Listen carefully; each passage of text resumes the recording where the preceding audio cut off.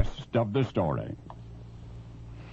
I want you to meet Bill Harrison, nicely dressed gentleman, age 76. He's heard all of the warnings from well-meaning friends that New York City is a jungle, particularly after dark. That nicely dressed older gentleman ought not travel unescorted through those untamed streets. Bill Harrison has heard all of that. But like so many nicely dressed septuagenarians, he often hears without listening. He remembers things the way they were, and so vividly that the kinder, gentler past sometimes superimposes itself over the lean, mean present. It was perhaps with such anachronistic visions dancing in his head that Bill left his favorite Manhattan restaurant late that night, never imagining as he hailed a taxi and stepped into it that he would be lucky if he lived an hour longer to tell the rest of the story.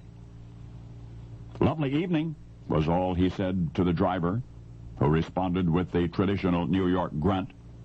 By now, the concrete canyon avenues were as empty as they ever get in the Apple. The problem is they're never completely empty. The cab stopped at a stoplight. That's what any self-respecting mugger calls easy pickings. That night, two of them did.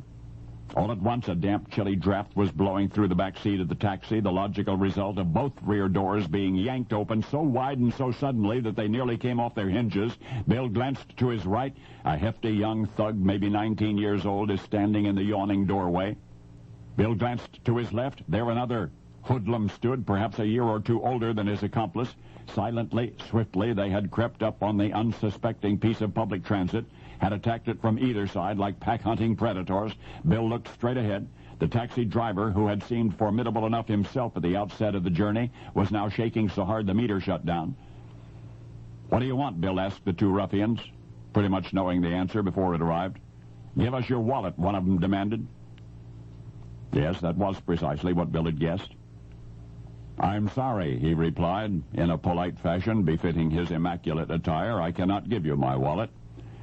But I can give you this."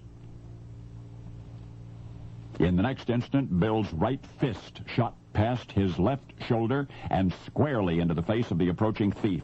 Not even an instant later, his left fist crossed to his right side and thundered into the skull of the other surprised young man. And thus, in 1.5 moments, were two New York street toughs rendered utterly unconscious. Bill could see them through the rear window of the cab as the driver sped away. They were still lying motionless, flat on their backs, as the gloom of night enveloped them. I know there's a moral in here somewhere, or at least an instructive aphorism by which aspiring young criminals might sidestep the mistakes of their predecessors.